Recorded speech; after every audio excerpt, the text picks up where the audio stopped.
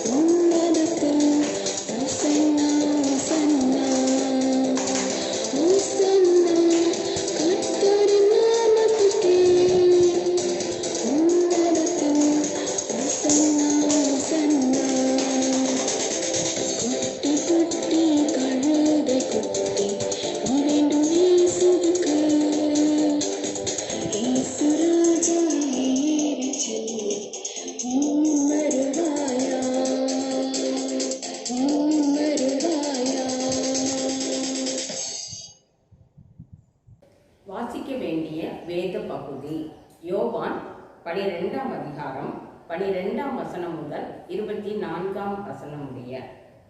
மறுநாளிலே இயேசு எருசலேமுக்கு வருகிறார் என்று பண்டிகைக்கு வந்த திரளான ஜனங்கள் கேள்விப்பட்டு குருத்தோலைகளை பிடித்து கொண்டு அவருக்கு எதிர்கொண்டு போகும்படி புறப்பட்டு, ஓசன்னா, கர்த்தருடைய நாமத்தினாலே வருகிற இஸ்ரவேலின் ராஜா ஸ்தோத்தரிக்கப்பட்டவர் என்று ஆர்ப்பரித்தார்கள். அல்லாமலும், சீயோன் குமாரத்தியே, பயப்படாதே, உன் ராஜா கழுதை குட்டியின் மேல் ஏறி வருகிறார் என்று எழுதியிருக்கிற பிரகாரமாக இயேசு ஒரு கழுதை குட்டியை கண்டு அதன் மேல் ஏறி போனார். இவைகளை அவருடைய சீஷர்கள் துவக்கத்திலே அறியவில்லை. இயேசு மகிமை அடைந்த பின்பு இப்படி அவரை குறித்து எழுதியிருக்கிறதையும் தாங்கள் இப்படி அவருக்கு செய்ததையும் நினைவு கூர்ந்தார்கள். அன்றியும் அவருடனே கூட இருந்த ஜனங்கள் அவர் லாசருவை கல்லறையிலிருந்து வெளியே வரவழைத்து அவனை உயிரோடு எழுப்பினார் என்று சாட்சி கொடுத்தார்கள். அப்படிப்பட்ட அற்புதத்தை அவர் செய்தார் என்று ஜனங்கள் கேள்விப்பட்டதினால் அவர்கள் அவருக்கு எதிர்கொண்டு போனார்கள். அப்பொழுது பரிசேயர் ஒருவரை ஒருவர் நோக்கி, நீங்கள் செய்கிறது எல்லாம் வீணென்று அறிகிறதில்லையா? இதோ உலகமே அவனுக்கு பின் சென்று போயிற்றே என்றார்கள். பண்டிகையில் ஆராதனை செய்ய வந்தவர்களில் சில கிரேக்கர் இருந்தார்கள். அவர்கள் கலிலேயா நாட்டு பெத்சாயிதா ஊரானாகிய பிலிப்பின் இடத்தில் ஐயா, இயேசுவை காண விரும்புகிறோம் என்று அவனை கேட்டுக்கொண்டார்கள். பிலிப்பு அதை அந்திரேயாவுக்கு அறிவித்தான். பின்பு அந்திரேயாவும் பிலிப்பும் அதை இயேசுவுக்கு அறிவித்தார்கள். அப்பொழுது இயேசு அவர்களை நோக்கி, மனுஷகுமாரன் மகிமைப்படும்படியான வேளை வந்தது. மெய்யாகவே மெய்யாகவே நான் உங்களுக்கு சொல்லுகிறேன், கோதுமை மணியானது நிலத்தில் விழுந்து சாகாவிட்டால் தனித்திருக்கும், செத்ததே ஆகில் மிகுந்த பலனை கொடுக்கும். ஆமேன். நல்லா இருக்கீங்களா?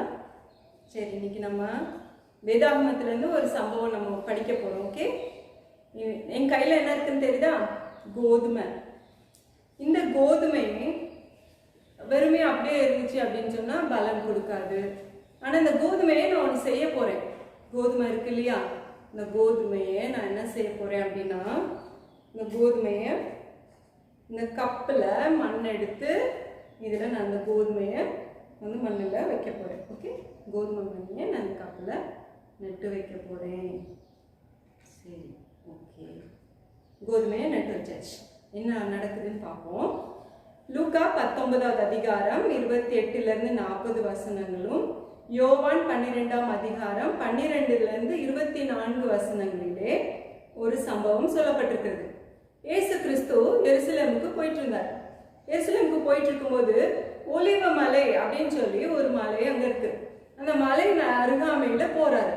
அங்க 2 ஊர் இருக்கு, பெத்பகே, பெத்தானியா அப்படின்னு சொல்லி 2 ஊர்கள் இருக்கு. அந்த 2 ஊர்கிட்டையும் இயேசு சுவாமி போயிட்டே இருக்கிறாரு. அங்க நடந்து போயிட்டு இருக்கும்போது அவர் என்ன செய்யறாரு, அங்க போனோன்னா அவர் யோசிக்கிறாரு, சரி இங்க நம்ம வந்துட்டோம், நம்ம என்ன செய்யலாம் இந்த இடத்துல அப்படின்னு சொல்லி அவர் யோசிக்கிறாரு. யோசிச்சுட்டு என்ன பண்றாரு அப்படின்னா, அங்க இருக்கிற அவருக்கு எத்தனை டிசைபிள்ஸ் இருக்காங்க உங்களுக்கு ஞாபகம் இருக்கா? எத்தனை டிசைபிள்ஸ் சொல்லுங்க பார்ப்போம். எஸ், கரெக்ட், 12 டிசைபிள்ஸ் இல்லையா? 12 டிசைபிள்ஸ் இயேசு கிறிஸ்துவுக்கு இருந்தாங்க. அவர் என்ன செய்யறாரு, அந்த 12 டிசைபிள்ஸையும் கூப்பிடுறாரு. ஆனா அதுல 2 பேரை அவர் செலக்ட் பண்றாரு. 2 டிசைபிள்ஸை அவர் செலக்ட் பண்ணி அந்த 2 டிசைபிள்ஸ் கிட்ட சொல்றாரு, அங்க தூரமா ஒரு வில்லேஜ் தெரியுதா உங்களுக்கு? தூரமா ஒரு வில்லேஜ் தெரியுது இல்லையா? அங்க நீங்க போங்க, அங்க ஒரு கழுதை குட்டிய கட்டி வச்சிருப்பாங்க. அந்த கழுதை குட்டிய நீங்க வந்து அவுத்துட்டு எடுத்துட்டு கூட்டிட்டு வரணும் என்கிட்ட அப்படின்னு சொல்லி சொல்றாரு இயேசு கிறிஸ்து. அப்ப அவங்க கேக்குறாங்க, அங்க போய் நாங்க வந்து அந்த கழுதை குட்டியை அவுக்கும் போது அங்க இருக்கிறவங்க யாராவது பார்த்து எதுக்கு அவுக்குறீங்க, எதுக்கு என்ன பண்ண போறீங்க அப்படின்னு கேட்டா என்ன சொல்லணும் அப்படின்னு அந்த சீஷர்கள் வந்து இயேசு கிட்ட கேக்குறாங்க. அப்ப அந்த இயேசு கிறிஸ்து சொல்றாரு, யாராவது கேட்டா ஆண்டவருக்கு வேணும்னு சொல்லுங்க, அவங்க விட்டுருவாங்க அப்படின்னு சொல்லி சொல்றாங்க. சொன்னோன்னா அந்த சீஷர்கள் என்ன பண்றாங்க, இயேசு கிறிஸ்துவோடைய வார்த்தையை கேட்டு அவங்க 2 பேரும் அந்த ஊருக்கு அவங்க வந்து போறாங்க. ஓகேவா? அவங்க அந்த ஊருக்கு 2 பேரும் போறாங்க. இயேசு கிறிஸ்து அவங்க கிட்ட சொல்றாரு. சொன்னோன்னா அவங்க வந்து அந்த ஊருக்கு போறாங்க. அந்த ஊருக்கு போய் அந்த இடத்துல அவங்க அந்த கழுதையை பாக்குறாங்க. கழுதையை பாக்குறாங்க. அந்த கழுதையை வந்து அவங்க என்ன செய்யறாங்க, அதை கூட்டிட்டு வரணும், ஜீசஸ் கிட்ட கொண்டு வரணும் அப்படின்னு சொல்லி அவங்க யோசித்து பிளான் பண்ணிட்டு இருக்காங்க அங்க. அப்ப அங்க யோசிச்சுட்டு இருக்கும்போது ஆண்டவர் ஒரு காரியம் சொல்லியிருந்தாரு, அந்த கழுதை மேல இது வரைக்கும் யாருமே ஏறினதே இல்லை, அது குட்டி கழுதை, அந்த கழுதையை நீங்க கூட்டிட்டு வரணும் அப்படின்னு சொல்லி சொல்லியிருந்தாரு. யாருமே ஏறின கழுதை இல்லையா? ஓகே பாப்போம் அப்படின்னு சொல்லி அங்க போய் பார்த்து அந்த கழுதையை அவங்க போய் அவுக்குறாங்க. அப்படியே அந்த கயிறை அவுக்குறாங்க. அழுத்துட்டு இருக்கும்போது அங்க இருக்கவங்க வந்து ஏய் என்ன பண்ணிட்டு இருக்க, எதுக்கு இந்த கழுதை பண்ணி அவுத்துட்டு இருக்க அப்படின்னு சொல்லி அங்க ஒருத்தர் வந்து கேட்கிறாரு. கேட்டோன்னு இவங்க சொல்றாங்க, ஆண்டவர் கொண்டு வர சொன்னாரு, அதனாலதான் நாங்க வந்து கொண்டு போறோம் அப்படின்னு சொன்னேன். ஓ அப்படியா, சரி சரி கொண்டு போ அப்படின்னு சொல்லி அவங்க விட்டுறாங்க. உடனே அவங்க என்ன பண்ணாங்க, அந்த கழுதையை அவிழ்த்துட்டு இயேசு சுவாமி கிட்ட கொண்டு வந்து இயேசு கிறிஸ்து கிட்ட கழுதையை கொண்டு வராங்க. கொண்டு வந்துட்டு அவங்க என்ன செய்யறாங்க, அவங்களுடைய வஸ்திரங்கள் எல்லாத்தையும், அவங்க கிட்ட இருந்த வஸ்திரங்கள் எல்லாவற்றையும் அவங்க கழுதை மேல போடுறாங்க. போட்ட உடனே அது மட்டும் இல்ல, கழுதை மேல இயேசு சாமியை உட்கார வைக்கிறாங்க. சரியா? அவர் மேல அந்த கழுதை மேல இயேசு கிறிஸ்துவ உட்கார வைக்கிறாங்க. இயேசு கிறிஸ்து அந்த கழுதை மேல ஏறி உட்கார்ந்தோடனே வழியில எல்லாமே அவங்க என்ன செய்யறாங்கன்னா, அவங்க குருத்தோலைகளை கொண்டு வந்து வழியில எல்லாம் விரிக்கிறாங்க.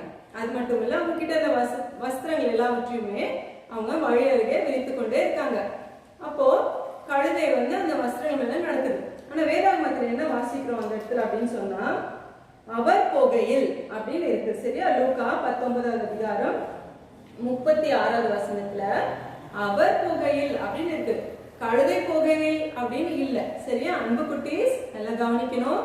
கழுதை மேல இருக்கிறவரை பற்றி தான் எழுதப்பட்டிருக்கு. கழுதை தான் போச்சு, ஆனா அது மேல உட்கார்ந்துருந்தவர் இயேசு கிறிஸ்து. அவர் போகையில் அவருக்காக தான் அந்த இடத்துல வந்து அந்த குருத்தோலைகளையும் வஸ்திரங்களையும் விரித்தார்கள். சரி, கழுதைக்காக இல்ல, இயேசு கிறிஸ்துவுக்காக. அவங்க அங்க போறாங்க. போயிட்டு அவங்க வந்து அங்க எருசலேம் வரைக்கும் போறாங்க. எருசலேம் ஆலயத்துல நிறைய பேர் நிக்கிறாங்க, திரளான ஜனங்கள் இருக்கிறாங்க அப்படின்னு சொல்லி வேதத்துல வாசிக்கிறோம். திரளான ஜனங்கள் கூட்டம் கூட்டமா அங்க கூடியிருக்காங்க. ஏன் தெரியுமா? அவங்க ரொம்ப சந்தோஷமா வேற இருந்தாங்க. ஓகே, இப்ப என்ன ஃபெஸ்டிவல் வருது ஞாபகம் இருக்கா உங்களுக்கு? இப்போ சீக்கிரத்துல நெக்ஸ்ட் வீக் நமக்கு ஒரு ஃபெஸ்டிவல் வருது இல்லையா? என்ன பண்டிகை? ஓ எஸ், ஞாபகம் வச்சிருக்கீங்க, வெரி குட், ஈஸ்டர். ஈஸ்டர் பண்டிகை வருது இல்லையா? அந்த மாதிரி அந்த டைம்ல எருசலேம்ல ஒரு பண்டிகை இருந்துச்சு. அந்த பண்டிகைக்காக நிறைய மக்கள் வந்து ஆலயத்திற்கு வந்தாங்க. அன்பு பிள்ளைகளா, ஈஸ்டருக்கு நீங்க உங்க அப்பா அம்மாவோட சேர்ந்து ஆலயத்துக்கு போவீங்கல்ல, அதே போல நிறைய பேர் வந்தாங்க. பெரியவங்க, சின்ன பிள்ளைங்க, நிறைய பேர் அங்க ஆலயத்துல இருந்தாங்க. அவங்க எல்லாருமே ரொம்ப சந்தோஷமா இருந்தாங்க. நல்ல ஃபெஸ்டிவலை செலிப்ரேட் பண்ணாங்க. பண்ணிட்டு அங்க இயேசு கிறிஸ்து வராருன்னு கேள்விப்பட்டோன்னே அவங்க ரொம்ப சந்தோஷமா துதித்து ஸ்தோத்தரித்து அவங்க ஆண்டவரை மகிமைப்படுத்திட்டு இருந்தாங்க. அப்போ ஒருத்தர் சொல்றாரு, அங்க இருக்கவங்க சொல்றாங்க, இயேசு கிறிஸ்து நிறைய அற்புதங்களை செஞ்சாரு, அதுல ஒரு முக்கியமான அற்புதம் என்னன்னு தெரியுமா? நான் உனக்கு சொல்றேன் அப்படின்னு சொல்லிட்டு அங்க இருக்க ஜனங்க வந்து ஒருவர் பேசி கொண்டிருந்தாங்க. அதுல ஒருத்தர் சொன்னாரு, ஏய் உனக்கு ஞாபகம் இருக்கா, லாசருவ உயிரோட எழுப்பினார், ஞாபகம் இருக்கா உனக்கு? லாசரு செத்து போய் 4 நாள் ஆயிடுச்சு. அந்த 4 நாட்களுக்கு பிறகு இயேசு கிறிஸ்து வந்து அந்த லாசருடைய கல்லறைக்கு வெளியில இருந்து, லாசருவே வெளியே வா அப்படின்னு சத்தம் போட்டோன்னே லாசர் வெளியில வந்தா, ஞாபகம் இருக்கா உனக்கு? பெரிய அற்புதம் செஞ்சார்ல இயேசு கிறிஸ்து அப்படின்னு சொல்லி அவங்க பேசிக்கிறாங்க. அதை கேட்ட அந்த மற்ற ஜனங்களும் ரொம்ப சந்தோஷப்பட்டு எல்லாருமே இயேசு கிறிஸ்து பின்னாடி போறாங்க. எல்லாரும் ஆண்டவரை துதிக்கிறாங்க. சீஷர்களும் இயேசு கிறிஸ்துவ துதிச்சுட்டு பாடிட்டு அவங்க போறாங்க. அவங்க பாடும்போது என்ன பாடுனாங்க அப்படின்னு சொன்னா, கர்த்தருடைய நாமத்தினாலே வருகிற ராஜா ஸ்தோத்தரிக்கப்பட்டவர் அப்படின்னு சொல்லி பாடினாங்க. கர்த்தருடைய நாமத்தினாலே வருகிற ராஜா அப்படின்னு சொல்லி அவங்க ஆண்டவரை துதிக்கிறாங்க. ஸ்தோத்தரிக்கப்பட்டவர் அப்படின்னு சொல்றாங்க. இயேசு கிறிஸ்து யார் தெரியுமா? ராஜா. அவர் வந்தோடனே எல்லாரும் அவரை துதிக்கிறாங்க, ஸ்தோத்தரிக்கிறாங்க. பரலோகத்திலே சமாதானமும் உன்னதத்திலே மகிமையும் உண்டாவதாக அப்படின்னு சொல்லி எல்லாருமே இயேசு கிறிஸ்துவ துதிக்கிறாங்க. ஆண்டவரை துதிச்சு பாடிக்கிட்டே இருக்கிறாங்க. அங்க ரொம்ப சந்தோஷமா எல்லாரும் இருந்தாங்க. அந்த கூட்டத்துல ஒரு சிலர் இருந்தாங்க, பரிசேயர்கள் கொஞ்சம் பேர் இருந்தாங்க. அவங்களுக்கு ரொம்ப அப்படியே பொறாம, அவங்களுக்கு கோவம் வந்துச்சு. என்னடா இது, எல்லாருமே இவ்வளவு பெரிய கூட்டம், இயேசு சாமி பின்னாடி போறாங்க, இயேசு கிறிஸ்து பின்னாடி போறாங்க, அது எப்படி நம்ம விடலாம்? போக விடக்கூடாது, இதுக்கு ஏதாவது நம்ம செய்யணுமே அப்படின்னு சொல்லிட்டு பரிசேயர்லாம் என்ன பண்றாங்க, ஆண்டவர் கிட்ட போய் இயேசு கிறிஸ்து கிட்ட சொல்றாங்க, என்ன இவ்வளவு சத்தமா இருக்கு, எல்லாம் என்ன எப்படி சத்தம் போட்டுட்டு இருக்காங்க, நீங்க அமைதியா இருக்கீங்க, அவங்க எல்லாரையும் அதட்டுங்க, அவங்க எல்லாம் வந்து சத்தம் போடக்கூடாதீங்க அப்படின்னு சொல்லி சொல்றாங்க. அப்ப இயேசு கிறிஸ்து சொல்றாரு, இவங்க எல்லாம் வந்து ஸ்தோத்தரிக்கலனா, இவங்க எல்லாம் வந்து துதித்து பாடலைன்னா, நீ கல்லுங்கெல்லாம் பாக்குறீங்க இல்லையா, இந்த கல்லுகள் கூட என்ன செய்யும், என்னை துதிக்கும் அப்படின்னு சொல்லி ஆண்டவர் சொல்றாரு. சொல்லிட்டு அவரை எருசலேமுக்கு அந்த இடத்துக்கு போகிறார். போயிட்டு ஆலயத்திற்கு போய் ஆலயத்தை சுத்தம் பண்ண பிறகு அவர் உட்கார்ந்து இருக்கும் போது சில கிரேக்கர்கள் வந்து பிலிப்பு கிட்ட பேசுறாங்க. பிலிப்பு யாரு? இயேசு கிறிஸ்துவோடைய சீஷன். வெரி குட், ஞாபகம் வச்சிருக்கீங்க பிள்ளைங்க எல்லாரும். 12 நேம்ஸ் ஞாபகம் இருக்கா? ஞாபகப்படுத்திக்கணும், ஓகேவா? அதுல ஒரு டிசைபிள் பேரு பிலிப்பு. பிலிப்பு கிட்ட வந்து அந்த கிரேக்கர்கள் சொல்றாங்க, நாங்க இயேசு கிறிஸ்துவ பார்க்கணும் அப்படின்னு சொல்லி கேட்கிறாங்க. அப்போ பிலிப்பு என்ன செய்யறாரு, அந்திரேயான்னு இன்னொரு டிசைபிள் இருக்காரு, ஓகேவா? அவர்கிட்ட போய் சொல்றாரு, ஏய் உனக்கு தெரியுமா, நம்ம இயேசு கிறிஸ்துவ பாக்குறதுக்கு சிலர் வந்திருக்காங்க, அவங்க எல்லாம் இயேசு சாமியை பார்க்கணும்னு கேக்குறாங்க, விடவா வேண்டாமா, நீ என்ன சொல்ற அப்படின்னு கேக்குறாங்க. சரி வா, நம்ம இயேசு கிட்டயே போய் கேட்கலாம், உங்களை பார்க்க சிலர் வந்திருக்காங்க, கூட்டிட்டு வருவான்னு கேட்போம் அப்படின்னு சொல்லிட்டு அவங்க போய் கேட்க போறாங்க. இயேசு கிறிஸ்து என்ன தெரியுமா சொன்னாரு, ஓகே அவங்கள உள்ள விடுங்க அப்படின்னு சொல்லல. என்ன சொன்னாரு, உங்களுக்கு ஒரு விஷயம் சொல்றேன், மனுஷகுமாரன் மகிமைப்படும்படியான காலம் வந்தது அப்படின்னு சொல்லி சொல்றாரு. என்ன, மனுஷகுமாரன் மகிமைப்படும்படியான காலம் வந்ததா, அப்படின்னா என்ன அப்படின்னு சொல்லிட்டு அவங்க யோசிக்கிறாங்க.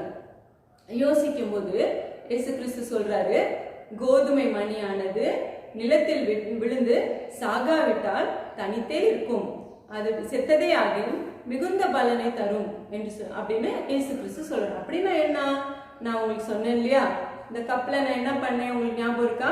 முதல்ல கோதுமையை நான் வந்து உங்களுக்கு காமிச்சேன் இல்லையா, கோதுமை. இந்த கோதுமையை நான் என்ன பண்ணேன், இந்த கப்புல மண்ணுல இந்த கோதுமை மணியை நான் வந்து இதை விதைக்கிறேன். விதைச்சோன்னு என்ன ஆகுது, இந்த கோதுமை மணி நம்ம விதைக்கும் போது அது செத்து போயிடும். மண்ணுல விழுந்துருச்சுன்னா சாகுமா சாகாதா, அப்படியே இருக்குமா? இருக்காது இல்லையா? கொஞ்ச நாள் ஆயிட்டு நம்ம எடுத்து பார்த்தோம்னா அந்த கோதுமை மணி அப்படியே சாஃப்ட் ஆயிடும், அது வந்து செத்து போயிடும்.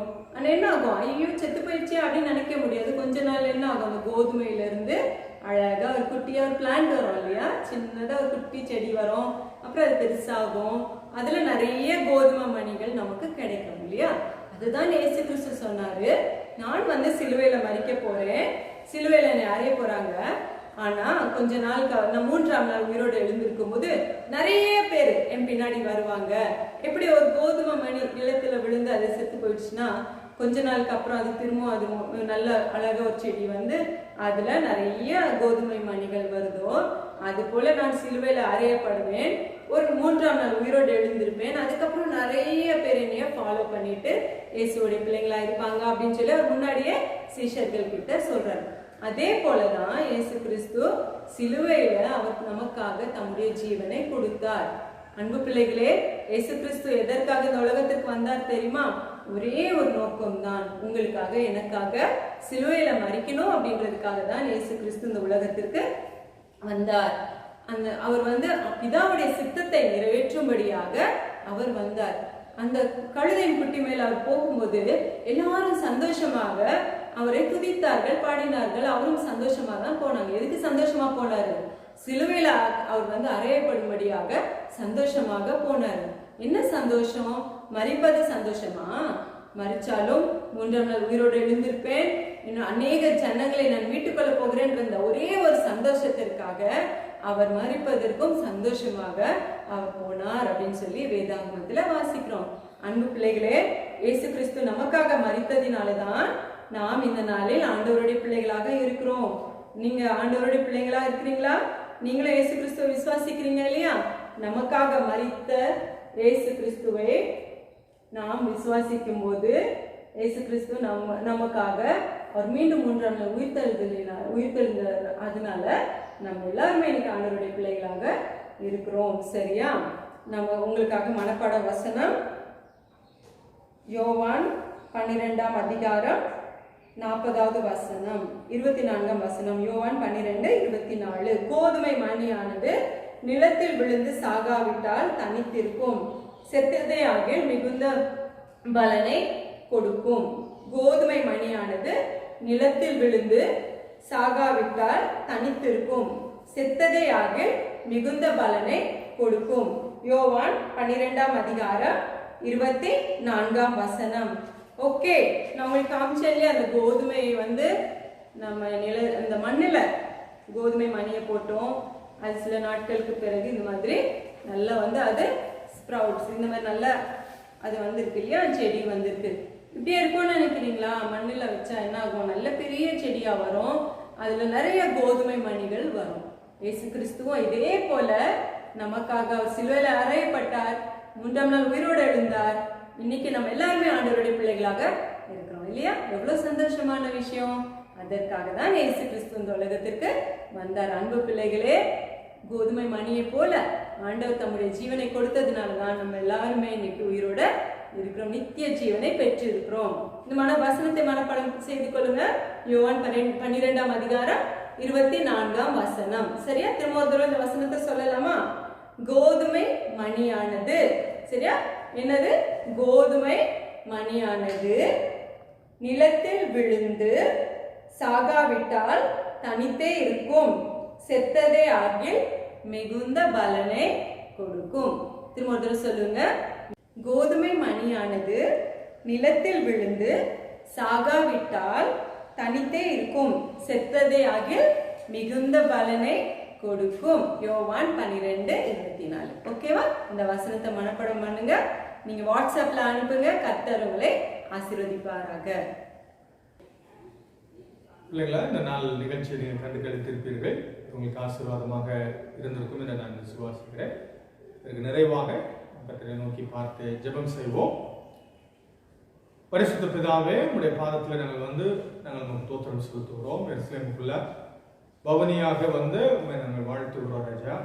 ஆண்டவரே, தாவீதின் குமாரனுக்கு ஓசன்னா என்று சொல்லி நாங்களும் உண்மை துதிக்கிறோம், உண்மை ஸ்தோத்திரிக்கிறோம். இயேசுவே, எங்களை இன்றைக்கே ரட்சியும் என்று சொல்லி நாங்கள் நோக்கி கூப்பிடுகிறோம். கர்த்தாவே, இந்த நாளிலும் உடைய பாதத்தில் நாங்கள் ஆண்டவரே, உடைய வேத சம்பவத்தின் மூலமாக நாங்கள் கற்றுக்கொண்ட காரியங்களை நாங்கள் நினைவு கூறுகிறோம். கோதுமை மணி நிலத்தில் விழுந்து சாகாவிட்டால் தனித்திருக்கும், செத்ததே ஆகியில் அது மிகுந்த பலனை கொடுக்கும் என்று சொல்லி, ஆண்டவரே இந்த உண்மையை நீர் அறிந்து அதற்காக உடைய வாழ்க்கையை நீர் அர்ப்பணிக்க, பிதாவினுடைய சித்தத்திற்கு கீழ்ப்படிவதற்கு உண்மை பூர்ணமாய் ஒப்பு கொடுக்க பூமிக்கு நீர் வந்ததற்காக தோத்திரம் கர்த்தாவே. அநேகருமை அறிந்து கொள்ள, அநேகர் தேவனுடைய பிள்ளைகளாகும்படிக்கு, அநேகரை ஆதாயப்படுத்திக் கொள்ளும்படிக்கு கர்த்தாவே உடைய ஜீவனை நீர் சிலுவையிலே எங்களுக்காக கொடுத்ததற்காக நாங்கள் நன்றி செலுத்துகிறோம். ஆண்டவரை பாடுபடுவதற்கு மகிழ்ச்சியோடு வந்ததை நாங்கள் எண்ணி நாங்கள் நமக்கு தோத்திரம் செலுத்துகிறோம். பிதாவுடைய சித்தத்தை செய்வதற்கு பூரணமாய் மகிழ்ச்சியோடு அர்ப்பணித்ததை நாங்கள் நினைவு கூறுகிறோம். நாங்களும் உங்களுடைய பாதையில பின்பற்றி நடக்க எங்களுக்கு உதவி செய்யுங்க. துதிகான மகிமை எல்லாவற்றுக்கும் கேட்டிருக்கிறோம். இயேசு கிறிஸ்துவின் நாமத்தில் ஜெபிக்கிறோம் நல்ல பிதாவே, ஆமென்.